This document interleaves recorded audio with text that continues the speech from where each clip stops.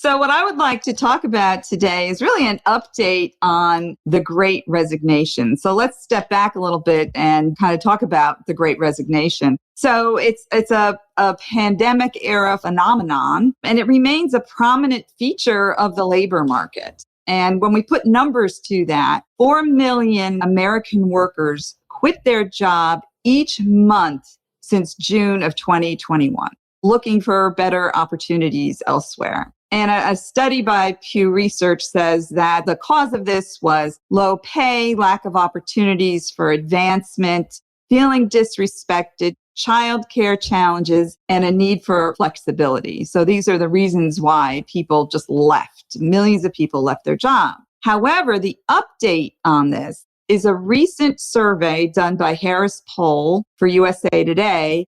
They found some regret among the 47 million people who left their job. About 1 in 5 of those people who resigned during the pandemic say they regret it.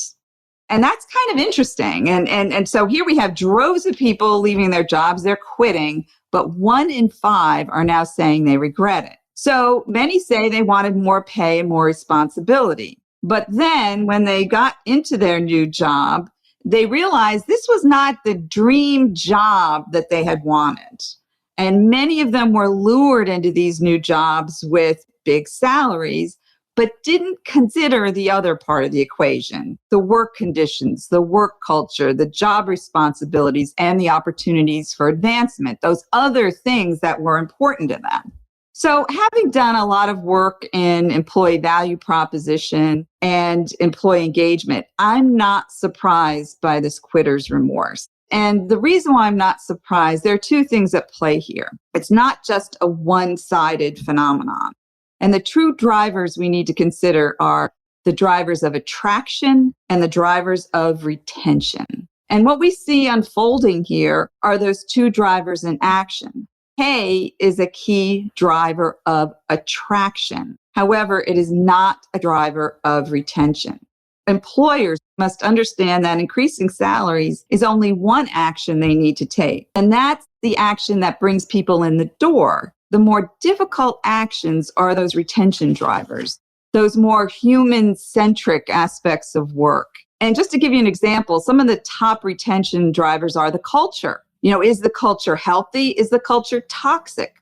Another driver of retention is meritocracy. Is there fair treatment in the workforce? Of course, opportunities for advancement, as I talked about before, meaningful work. Flexibility is key right now. People having tasted the advantages of working from home, this is something they don't want to lose now. So flexibility is now important and being valued. So why don't business leaders get this? Well, higher pay is very transactional. And it seems and feels like, even though costly, a bit of a silver bullet. And it's not, because the total solution isn't really being considered. So the door that brought the employees in has now become a revolving door to bring them out. So what's the so what on this? Well, it's definitely a call for organizational change. The retention drivers require a change in mindset and behaviors of leaders and all the key stakeholders, and it requires all the elements of change management. And it must start from the top. This cannot be considered an HR-only effort. The key leadership needs to drive this. So what do they need to do? Well, the leadership needs to examine their culture and their values. And all those wonderful culture statements that they've created that are on their website and posted on the walls of the offices, is this the culture that employees are experiencing?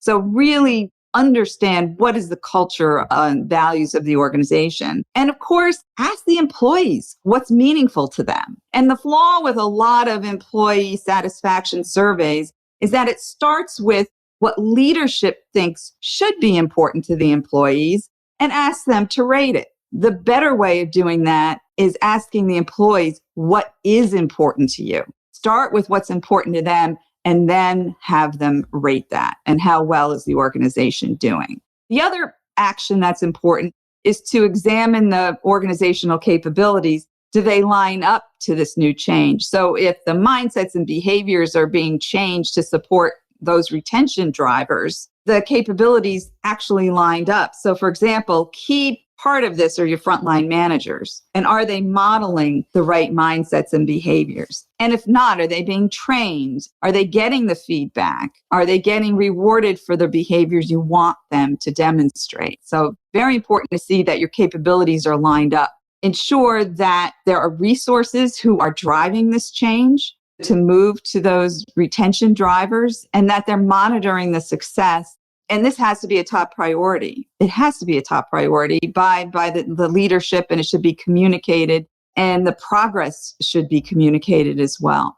So when we look at employee dissatisfaction, there's really nothing new about it. However, as I think about it, there's a new sound to it. The sound is no longer voices which often go unheard, unfortunately, but now it's a new sound. It's a sound of 40 million people walking out the door. You might call this the sound of a stampede, if you will. So as business leaders, this requires a lot of focus and attention, and it can be a differentiator in attracting top talent and retaining them in the organization. And it should be just something that business leaders do in a very visible way.